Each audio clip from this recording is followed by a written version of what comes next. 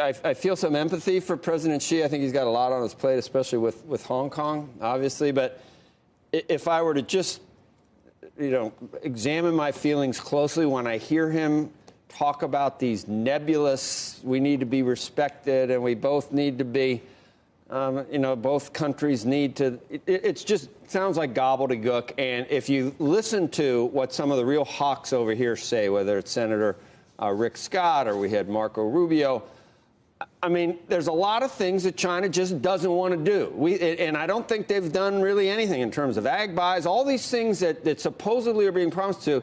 These hawks tell us they're never going to do it. So it seems like they tease us and we get close.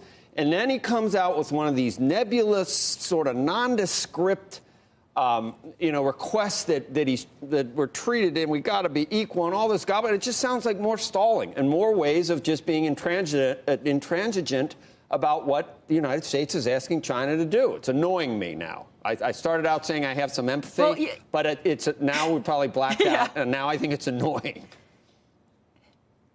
Actually, Joe, you're right about the blacked out part. But what's interesting, what I think is interesting is, and kind of difficult, is that when I hear what you're saying, and then I feel like I have conversations with academics here.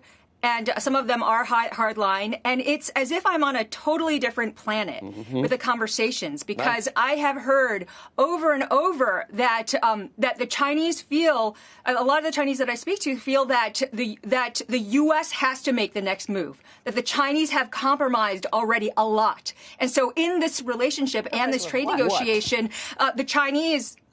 Because from the Chinese perspective, they said, look at the financial opening. And for example, even today, there was a negatives list that was put out that they've already started purchasing some agricultural products. You could argue that it's not the 50 billion, but from the Chinese perspective.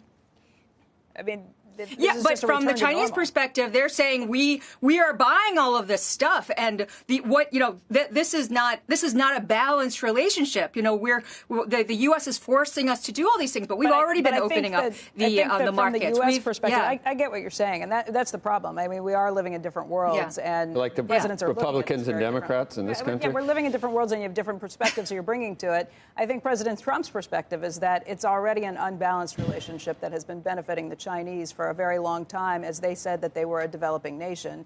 Obviously, the economy is now the second largest on the planet, and that changes things. Should it be more of an evened playing field? I mean, I guess that's just the perspective where you start looking at this. Was it balanced to begin with? Yeah, I mean that's the argument that you hear from in the U.S. But I mean, repeatedly, I have heard from many people here, some of them either in the government or close to the government or just privately, that China is the one that's making a lot of the sacrifices, and so that's why there's been such a big push to get the tariff rollback, because they feel like the U.S. is the one that started this, and they started it with all these tariffs. The only way that we could resolve this is if we end up having a rollback of those tariffs. From what I understand, there are a lot of people who say, the partial tariffs rollback is actually okay. We don't expect that the U.S. is going to lift everything, even though we've been asking for all those tariffs to be lifted. But there is definitely a very strong feeling here that the U.S. is the one that has to make some type of move on the tariff rollback. And then from China's perspective, they'll feel like this trade negotiation the trade deal is much more equal.